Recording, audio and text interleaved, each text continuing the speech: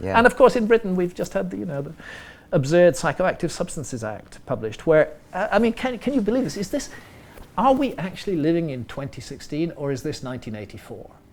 That we are now living in a Britain where any substance that has any effect on your mind is illegal unless it is specifically exempted. What is specifically exempted? Alcohol, tobacco, and caffeine. All other mind-altering substances are now illegal. That means that no adult in Britain can make any choice about their own mind, any choice at all, without breaking the law.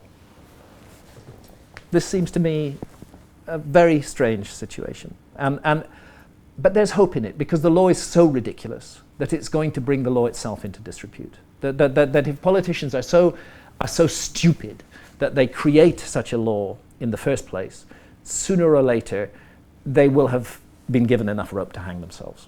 Do you think Britain's going backwards then when the US is going slightly forward? I think Britain's going really radically backwards at the moment because we have a bunch of incredibly dull, narrow-minded, stupid politicians in Britain. Got plenty of dull, narrow-minded and stupid politicians in America as well. But America is a country where actually democracy can work. The citizens of Colorado decided that it was extremely inconvenient for them and an abuse of their rights as adults that they were not allowed to smoke cannabis. So they made cannabis legal. They took a vote, they legalized it, and now you can go into beautiful cannabis boutiques across Colorado and be treated as an adult, buy whatever you want and leave. Nobody is judging you, nobody's asking you questions, nobody's sending you to prison. This is a great thing about America, that individual bits of America can make up their mind on an issue regardless of the federal view.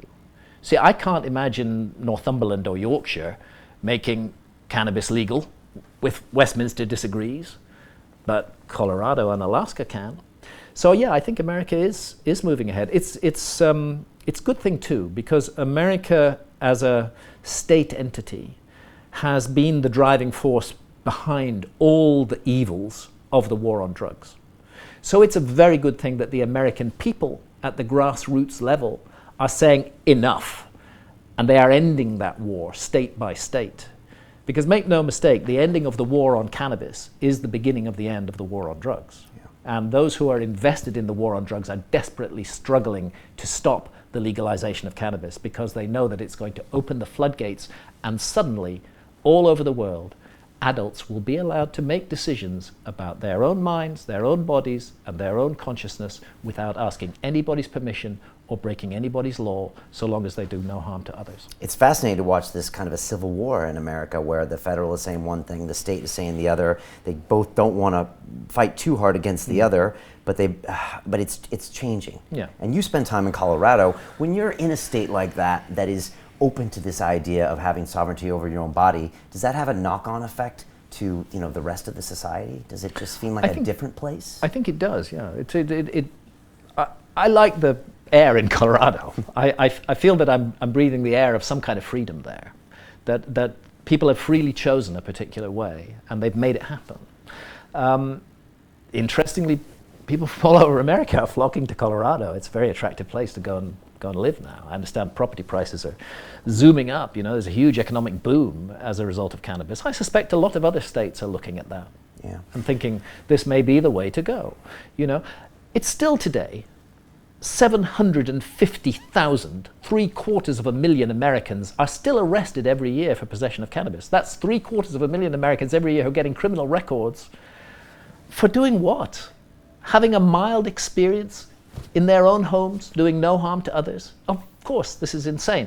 And the same society even encourages them to drink alcohol, which is a far more dangerous drug. So we need to wake up as a human species. We need to become our own leaders. This is in my view, the next step forward. Do we really need leadership? If we need leaders, then that suggests we are infants, that we're not capable of making mature and informed decisions ourselves. And I think that if humanity is going to progress, if we're going to move forward, that's the next step that we have to come to, that the role of leadership in society gets reduced that we don't have these high-profile campaigns and these celebrity leaders going around. We don't actually need leaders. We can all be our own leaders. We need administrators. We need technocrats who can do certain things for us. But they're working for us. We're not working for them, you see. That's the thing. It's interesting.